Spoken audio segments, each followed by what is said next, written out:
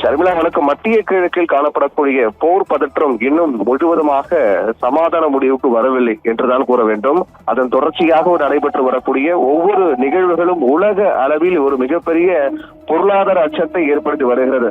அதன் தொடர்ச்சியாக தான் பிப்ரவரி மாதம் 28ஆம் தேதி முதலே தொடர்ந்து ஈரான் மீது அமெரிக்கா மற்றும் இஸ்ரேல் தீவிர தாக்குதலை நடத்தி வருகின்ற நிலையில் ஏப்ரல் 8ஆம் தேதி என்றுதான் இந்த போர் நிறுத்தம் என்பது முடிவுக்கு வந்தது. அதாவது தற்காலிக போர் நிறுத்தம் என்பது நடைமுறைக்கு வந்தது. அப்போது ஏமன், பாகிஸ்தான் உள்ளிட்ட பல்வேறு நாடுகள் தலையிட்டு இந்த போர் தற்காலிக நிறுத்தத்தை கொண்டு வந்தார்கள்.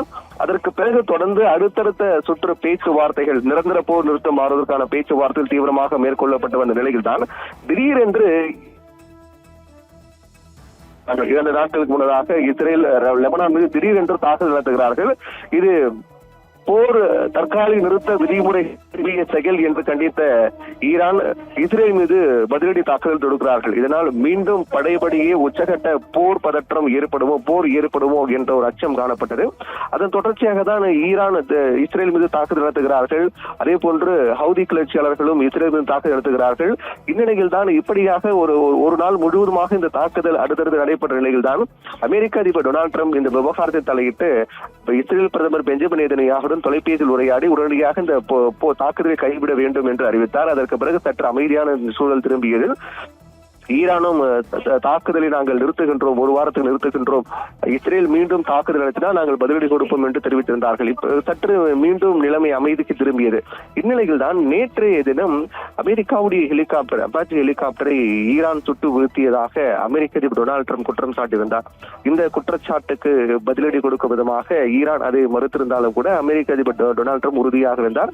ஈரான் போர் நிறுத்தத்தை மீறி இருக்கிறார்கள், எங்களுடைய ஹெலிகாப்டரை அவர்கள் சுட்டு வீழ்த்திருக்கிறார்கள், இதனால் அவர்கள் மீது அவர்களுக்கு பதிலடி கொடுப்போம் என்று மீண்டும் ஈரான் மீது அமெரிக்க ராணுவம் தாக்குதல் நடத்த தொடங்கியது. இதனால் மீண்டும் ஒரு உச்சகட்ட பதற்றம் ஏற்பட்டது. இந்த நிலையில்தான் ஹோர்முஸ் ஜலசந்தி முற்றிலுமாக நாங்கள் மூடிவிட்டதாக ஈரானுடைய புரட்சகர காவல்படை IRGC தெரிவித்திருக்கிறார்கள். இந்த நிகழ்வு காரணமாக ஹோர்முஸ் ஜலசந்தி முற்றிலுமாக மூடி இருப்பதன் காரணமாக தற்போது உலக அளவில் பொருளாதார நெருக்கடி மீண்டும் தலை தூக்க தொடங்கி விடுமோ என்ற அச்சம் ஏற்பட்டிருக்கிறது. காரணம் என்னவென்றால் ஹோர்முஸ் ஜலசந்தி வழியாக தான் எண்ணெய்கள், கச்சா எண்ணெய் என்பது விநியோக வர்த்தகம் என்பது பெருமளவில் நடைபெற்று வருகிறது. அதனால் அதை நம்பியிருக்கக்கூடிய நாடுகளில் கச்சா எண்ணெய் விநியோகம் என்பது, வர்த்தகம் என்பது பெரிய அளவில் பாதிக்கப்படும். அதன் அடிப்படையாக பார்க்கும்போது ஹோர்முஸ் ஜலசந்தியை ஈரான் முழுவதுமாக மூடிவிட்டதாக அறிவித்து உலக அளவில்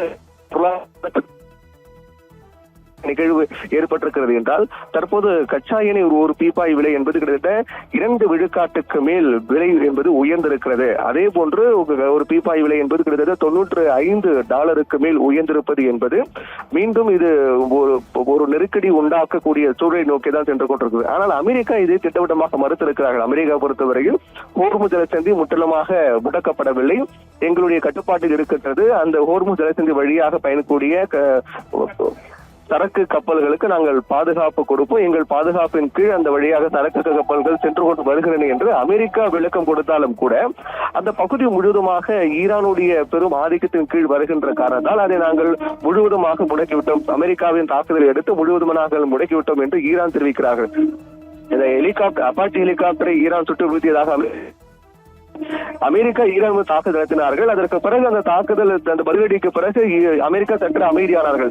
இருந்தாலும் ஈரானை பொறுத்தவரை இதற்கு பதிலடி கொடுத்து தீர வேண்டும் என்ற அடிப்படையில் தான் ஹோர்முஸ் ஜலசந்தி முற்றிலுமாக நாங்கள் மூடிவிட்டோம் என்று ஈரான் அறிவித்திருக்கிறது. இதன் காரணமாக கச்சா எண்ணெய் விலை என்பது உயர்ந்திருக்கிறது. அதனுடைய விலை உயர்வு சதவீதம் 2 விழுக்காட்டுக்கு மேல் திடீரென்று அதிகரித்திருக்கிறது. இதனால் ஏற்கனவே இந்தியா போன்ற பல்வேறு நாடுகள் ஈரான் இருந்து வரக்கூடிய கச்சா எண்ணெயை பெரிய அளவில் இறக்குமதி செய்கின்றது. அப்படி பார்க்கும்போது இந்தியாவுடைய பெட்ரோல், டீசல், எரிபொருள் விலையெல்லாம் தொடர்ந்து உயர்ந்து வரக்கூடிய நிலையில் அதன் தொடர்ச்சியாக மேலும் அந்த விலை உயர்வுக்கு இது வழிவகக்கூடிய சூழலை தான் ஏற்படுத்தியிருக்கிறது.